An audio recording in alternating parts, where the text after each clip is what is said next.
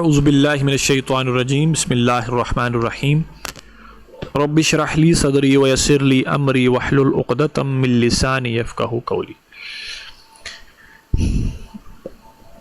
Concept of man according to the science. हमने बात start की थी और हमने इंसान को उसके ओरिजिन से लेके हम चले थे कि एक जो साइंस है वो क्या एक इंसान का जो ओरिजिन है वो क्या बताती है कि इंसान कैसे इस दुनिया में आया। ठीक है, तो हमने इस पे बात की थी कि अकॉर्डिंग टू द साइंस कहती है कि जो ह्यूमन है वो भी एक बायोलॉजिकल बीइंग है just like all other animals. वो भी इवॉल्व्ड हुआ है। ठीक है, और ये जो एवोल्यूशन है ये थ्रू नेचुरल सिलेक्शन हुई है और थ्रू रैंडम हुई है, रैंडम कोइंसिडेंस। यानी ये कोई प्लान के तहत नहीं ये सब कुछ हुआ, बल्कि ये रैंडमली हुआ है कि जी नेचर ने इस तरह सिलेक्शन की कि एक इंसान बन गया। एक species through natural selection develop होता एक इंसान बन गया। अगर ये वेरिएशंस ना आती, वो कोई और आती तो इंसान ना बनता, कोई और जो मखलूक है वो बन जाती, इंसान ना बनता। ठीक है, तो यानी कोई प्लान नहीं था इंसान के बनने का। अब चूंकि साइंस जो है वो नेचुरल फोर्सेस को कहती है कि थ्रू नेचुरल फोर्सेस ये सब कुछ हो रहा है या थ्रू नेचर हो रहा है। ठीक है, तो there is no plan of nature about the man. ठीक है, कि नेचर का कोई प्लान नहीं था कि इंसान को बनाने का, बल्कि नेचर ये सब कुछ चूँकि ये नेचर को रिचर्ड डॉकिंस की ज़ुबान में इसको कहेंगे कि ये एक ब्लाइंड फोर्सेस हैं, ये ब्लाइंड नेचर है। ठीक है, तो जो जिसका इंतखाब हो गया बस वो आगे स्पीशीज बन गई। इस पे हम बात कर चुके थे कि ओरिजिन ऑफ मैन क्या है। ठीक है, इसके इफ़ेक्ट पे भी हमने बात की थी कि इफ़ेक्ट इसका क्या हुआ है माशरे पे, कि पहला इफ़ेक्ट तो ये हुआ है कि देयर इज़ नो गॉड। ठीक है, दूसरा इफ़ेक्ट ये हुआ है कि there is no ultimate standard to determine good and evil और द पर्पस ऑफ लाइफ। यानी life is a purposeless and there is no absolute standard to determine good and evil. आपके पास कोई स्टैंडर्ड ही नहीं है कि आप अच्छाई और बुराई को मेजर कर सकें कि इंसान ने क्या अच्छा, इंसान के लिए क्या अच्छा है और इंसान के लिए क्या बुरा है। ठीक है, ये रिलेटिव है, यानी कोई एब्सोल्यूट चीज़ नहीं है कि कोई आपके पास कोई प्रिस्क्रिप्शन आई है कि ये चीज़ है, इंसान को ये करनी चाहिए और ये नहीं करनी चाहिए। ऐसी कोई नहीं, कोई एब्सोल्यूट स्टैंडर्ड आपके पास नहीं है, बल्कि रिलेटिव है। ये अभी हम इसको पढ़ते हैं कि वो रिलेटिव स्टैंडर्ड्स क्या क्या है। तो जो बात अभी स्टार्ट करेंगे वो है the major values of Darwinian society. कि डार्विनियन सोसाइटी, जिस सोसाइटी के अंदर डार्विनियनिज्म होगा उस सोसाइटी के अंदर किस तरह की वैल्यूज़ होंगी, या साइंस जो है उसके अंदर किस तरह की वैल्यूज़ देखना चाह रही है, उसकी मेजर वैल्यूज़ क्या हैं। 2 मेजर वैल्यूज़ जो साइंस जो अपने सोसाइटी के अंदर जो मेजर वैल्यूज़ को देखना चाहती है वो 2 तरह की हैं, liberty and progress. Liberty at individual level, liberty at collective level. यानी सबसे पहले 2 तरह की मेजर वैल्यूज़ हैं। ठीक है, पहली वैल्यू जो है वो लिबर्टी है, सेकंड इज प्रोग्रेस। अच्छा, अब लिबर्टी में 2 तरह की चीज़ें हैं, लिबर्टी एट इंडिविजुअल लेवल और liberty at collective level. Liberty at individual level क्या है? Individual aspects, since a man is not under any creator, master So he is absolutely free to determine the standard of good and evil or a purpose of life. Liberty. सबसे पहली जो चीज़ है, हम अगर origin of man को देखें ना, तो साइंस या जो डार्विनिज्म है वो क्या बताता है कि देयर इज़ नो गॉड. तो अगर there is no God, then how we determine the standard of good and evil. तो इसका हल वो ये बताता है कि since man is not under any creator और master, so he is absolutely free to determine the standard of good and evil or a purpose of life. इसे वो कहते हैं कि ये है लिबर्टी, या जिसे हम कहते हैं लिबरलिज्म. कि इंसान जो है वो फ्री है, आज़ाद है. किस तरह का आज़ाद है कि वो अपने लिए अच्छाई और बुराई खुद डिटरमिन कर सकता है, वो अपने लिए अच्छाई और बुराई के खुद स्टैंडर्ड बना सकता है. There is nothing valuable by itself and no other tool to determine the standards of good and evil except human desire. Second पे अब वो स्टैंडर्ड क्या है. सबसे पहले तो ये तो एक जेनेरिक बात है कि there is no valuable by itself. कोई चीज़ खुद से कोई वैल्यूएबल नहीं होती, ठीक है. वो कुछ चीज़ें किसी के साथ कोई आपको बताता है कि ये चीज़ इतनी वैल्यूएबल है और इतनी नहीं है. वो यानी किसी स्टैंडर्ड के मुताबिक आप किसी चीज़ का वैल्यूएबल होना सेट करते हैं, ठीक है. ये बात तो सही है, but no other tool to determine standards of good and evil except human desire. जो स्टैंडर्ड है वो सिर्फ और सिर्फ ह्यूमन डिज़ायर है कि ह्यूमन जिसे चाहेगा अपनाना वो उसके लिए अच्छा होगा, और जिसे रिजेक्ट करना चाहेगा वो उसके लिए ईवल है. यानी human desire is the standard to determine good and evil. Liberty at collective level. Social aspects, यानी हमने पहला तो लिबर्टी एट इंडिविजुअल लेवल पे जब बात कर रहे थे तो उस पर हमने इंडिविजुअल एस्पेक्ट देखा था कि एक इंडिविजुअल के अंदर एक लिबर्टी किस तरह होती है, प्रिवेल करती है, ठीक है. अब सोशली ये लिबर्टी की शेप क्या होगी.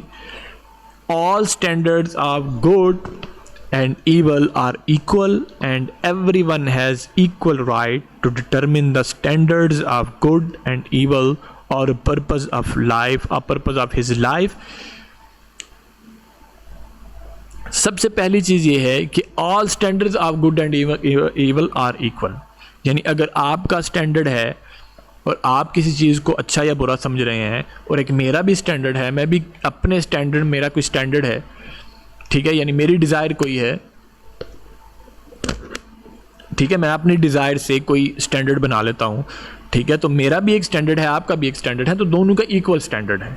यानी एक अगर तीसरा बंदा के पास कोई स्टैंडर्ड, कुरान का स्टैंडर्ड है, ठीक है, जिसके मुताबिक वो गुड एंड ईवल को देख रहा है, को जज कर रहा है या को फॉलो कर रहा है, तो वो भी इक्वल है हमारे. And every one has equal right to determine the standard of good and evil और अ पर्पस लाइफ. और हर एक के पास ये राइट है, इक्वल राइट है कि वो अपना स्टैंडर्ड खुद डिटरमिन करे और पर्पस ऑफ लाइफ, या अपने पर्पस ऑफ लाइफ को खुद डिटरमिन करे. इसी को वो कहते हैं इक्वल फ्रीडम और इक्वालिटी. अच्छा, नेक्स्ट पे जो है वो है जी, the concept of good and evil is relative. Therefore, plurality of good and evil are equally tolerated. Anyone has no right to discard or cancel the standard of good and evil adopted by others. अब दूसरा जो social aspect में दूसरा point जो है वो है tolerance का, ठीक है जी. कि जो concept of good and evil जो है वो तो रिलेटिव है, क्योंकि हमारे पास कोई एब्सोल्यूट स्टैंडर्ड नहीं है कि हम डिटरमिन कर सकें गुड एंड ईवल को. इसीलिए द प्लूरलिटी ऑफ गुड जो है, गुड एंड ईवल, उसे हम इक्वली टॉलरेट करेंगे, ठीक है, कि सबको बर्दाश्त करेंगे. क्योंकि जब सुपीरियरिटी नहीं है किसी की और कोई एब्सोल्यूट हमारे पास कोई नहीं है, स्टैंडर्ड नहीं है, तो हमने हर एक को फिर बर्दाश्त करना है, इक्वली टॉलरेट करना है सबको. Anyone has no right to discard or cancel the standard of good and evil adopt by other, और किसी के पास भी ये राइट नहीं है कि वो किसी दूसरे के स्टैंडर्ड को या गुड एंड ईविल का जिसका कॉन्सेप्ट है उसे डिस्कार्ड कर सके या कैंसिल कर सके। यानी इक्वल हमने टॉलरेंस रखनी है, टॉलरेंस दिखानी है, जो दूसरे का पॉइंट ऑफ व्यू है जो regarding good and evil. Third पे है जी, one standard of good and evil has no superiority over the other and every standard must be treated neutrally.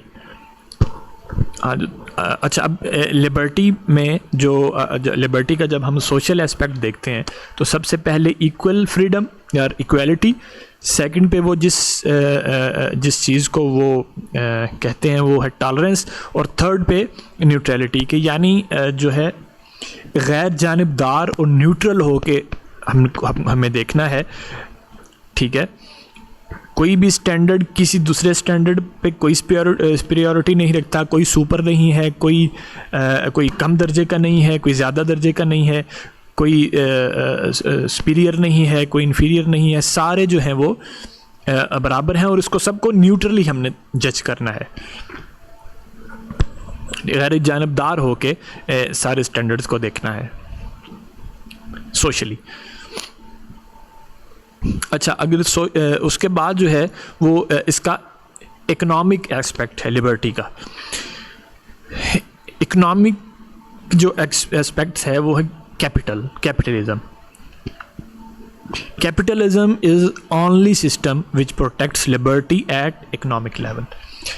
यानी वो ये क्लेम करते हैं वेस्ट वाले कि जो उनकी जो वैल्यूज़ हैं, जो आज़ादी है उनकी, ठीक है, और उनकी जो इक्वालिटी है उसको जो प्रोटेक्ट करता है सिस्टम इकोनॉमिक लेवल पे, वो जस्ट कैपिटलिज्म है। यानी कैपिटल आपकी लिबर्टी को प्रोटेक्ट करता है, इसके अलावा कोई सिस्टम इकोनॉमिकली उसको प्रोटेक्ट नहीं करता, ये उनका क्लेम है। कैपिटल का क्या मतलब है? Capital means the complete separation of economy and state.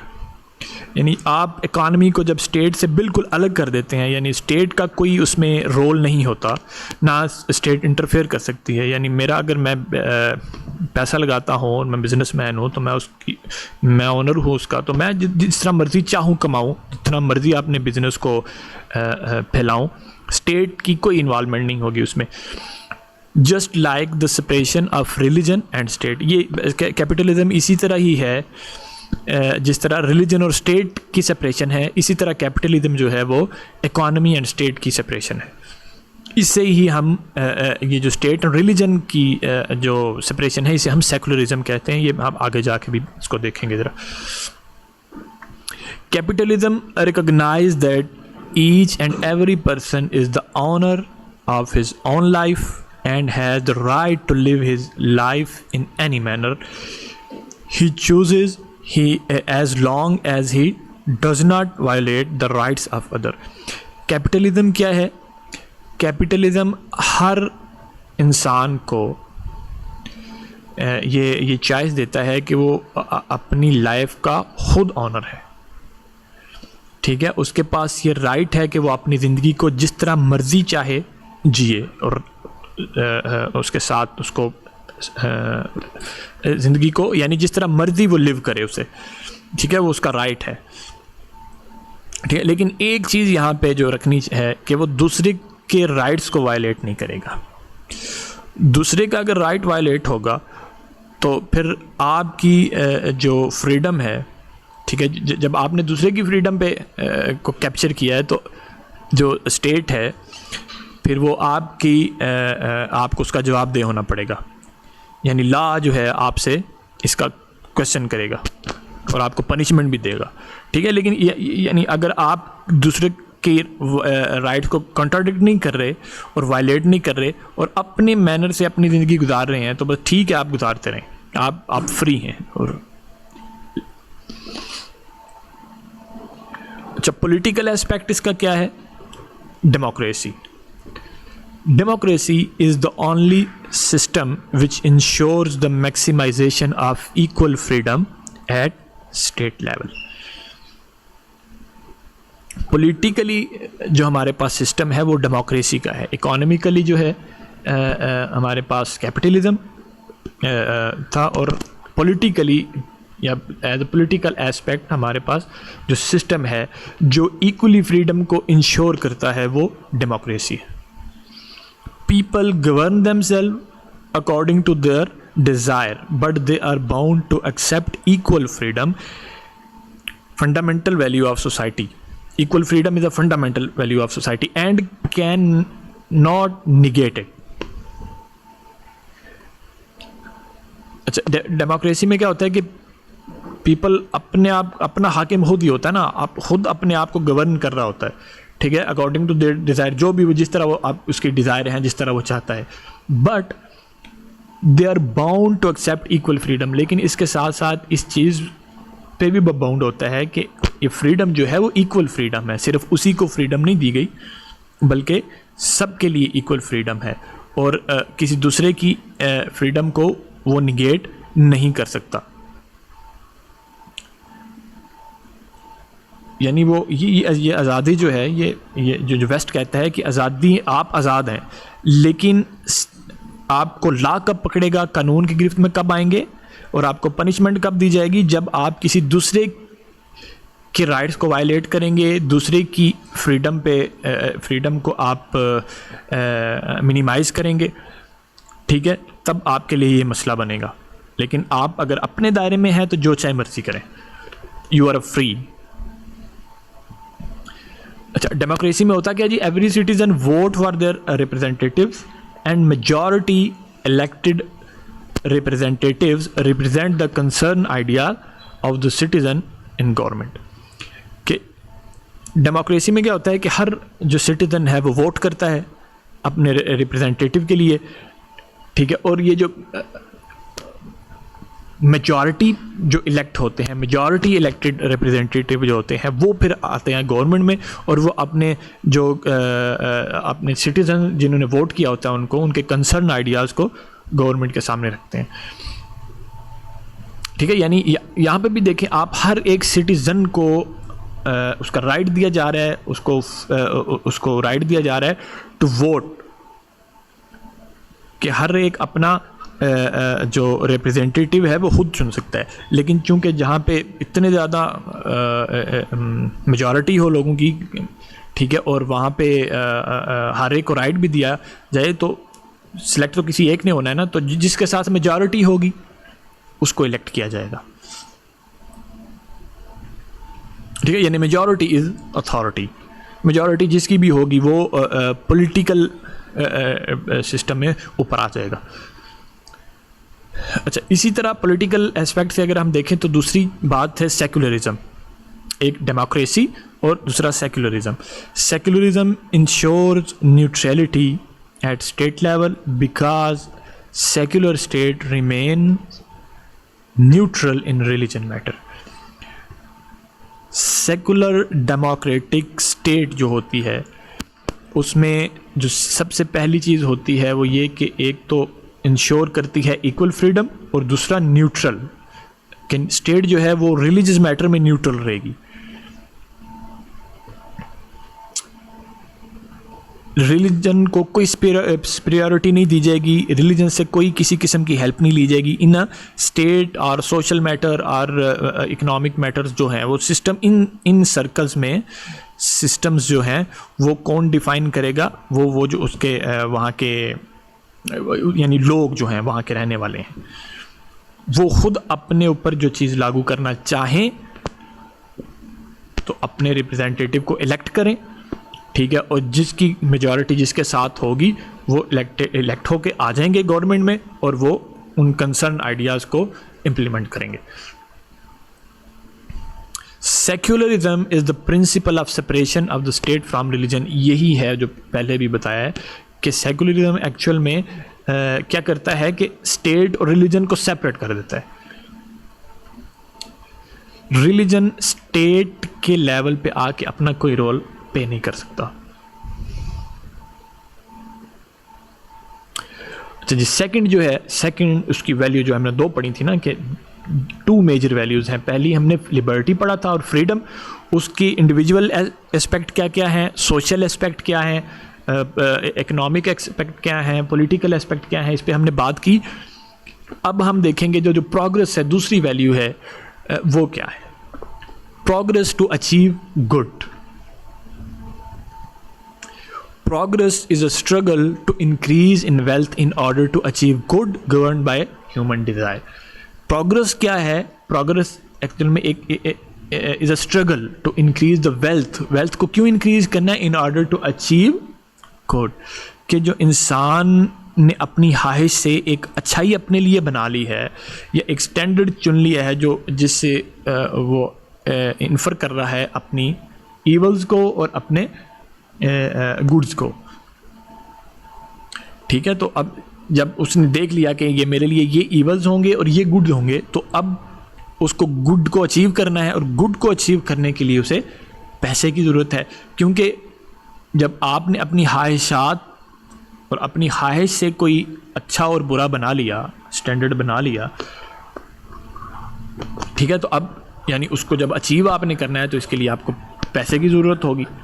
ठीक है, क्योंकि आपका जितनी भी ये गुड होंगी, ठीक है, ये मटेरियलिस्टिक होंगी। यानी अब अगर आप इसको इमेजिन करें कि वेस्टर्न सोसाइटी में अब कॉन्सेप्ट ऑफ गॉड तो है नहीं, कॉन्सेप्ट ऑफ जन्नत और जहन्नम तो है नहीं। ठीक है, अब देखें, there is no God, there is no absolute standard to determine good and evil, no purpose of life। इस सिचुएशन में आप देखें कि आपकी जितनी गुड्स होंगी, सॉरी गुड होगी, जितनी भी जो आपने अपने लिए सेट की हैं या अपना गोल जो सेट किया है वो सारा मटीरियलिस्टिक होगा, और मटीरियलिस्टिक गोल को अचीव करने के लिए आपको पैसे की ज़रूरत है। तो पैसे के लिए आप स्ट्रगल करेंगे, और जो जो स्ट्रगल करके आप पैसा कमाते जाएंगे तो आप प्रोग्रेस करते जाएंगे उस सिस्टम में। For the achievement of good it is necessary to overcome the nature and the forces of nature which is impossible without unlimited wealth.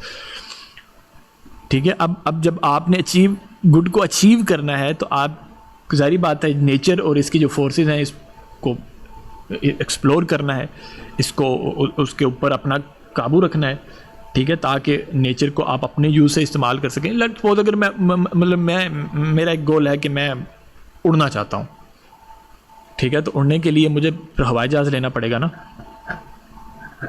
ठीक है, हेलीकॉप्टर लेना पड़ेगा। ठीक, तो मेरी एक डिज़ायर है, ठीक है, जो मेरा लाइफ गोल बन गया, फिर मैं उसके लिए पैसा कमाऊँगा, ठीक है, और पैसा कमा के फिर मैं एक हेलीकॉप्टर लूँगा। ठीक है, तो ये एक स्ट्रगल है, कंटिन्यूस स्ट्रगल है टू अचीव द गुड। ठीक है, और ये विदाउट वेल्थ या without capital it is impossible. ठीक है, मेरी जितनी भी डिज़ायर्स होंगी वो नेचर से रिलेटेड होंगी, वो मटीरियलिस्टिक होंगी। तो इसी वजह से मुझे सबसे पहले पैसे की ज़रूरत है, और पैसे के बाद मुझे नेचर एक्सप्लोर करना है मेरे लिए, ताकि मैं अपने गुड को अचीव कर सकूं। तो ये कुछ वैल्यूज़ थी, फंडामेंटल वैल्यूज़ या बेसिक वैल्यूज़, जो एक डार्विनियन सोसाइटी के अंदर डेवलप होती हैं। ठीक है, जब आप के ऊपर कोई गॉड नहीं होता, यानी जब आप ये तसव्वुर करते हैं कि मेरा कोई गॉड नहीं, मेरे लिए कोई लाइफ गोल नहीं, मेरी जो इवॉल्व्ड हो के जो मैं हूँ इस वक्त, ठीक है, ये बाय चांस हुआ है सब कुछ, इसके पीछे कोई प्लान नहीं, ठीक है, कोई एब्सोल्यूट गुड एंड बैड नहीं। ठीक है, तो जब इस तरह की सोसाइटी में जब एक लोग रहते हैं तो वहाँ का सोशल और पॉलिटिकल और इकोनॉमिक सिस्टम जो होता है वो इसी तरह की वैल्यूज़ पे फिर चलता है। तो यहाँ तक इंशाल्लाह हम अपनी बात ख़त्म करेंगे। नेक्स्ट में इंशाल्लाह हम ये देखेंगे कि कुरान जो है वो अपने जो सोसाइटी के रहने वाले हैं या जो एक इंसान है उसके बारे में क्या कॉन्सेप्ट देता है। कुरान किस तरह की सोसाइटी चाहता है, कुरान अपने मानने वालों के अंदर कौन कौन सी वैल्यूज़ क्रिएट करना चाहता है या डेवलप करना चाहता है, तो इंशाल्लाह नेक्स्ट लेक्चर में होगा। तो तब तक के लिए इजाज़त। अस्सलामु अलैकुम व रहमतुल्लाहि व बरकातहू।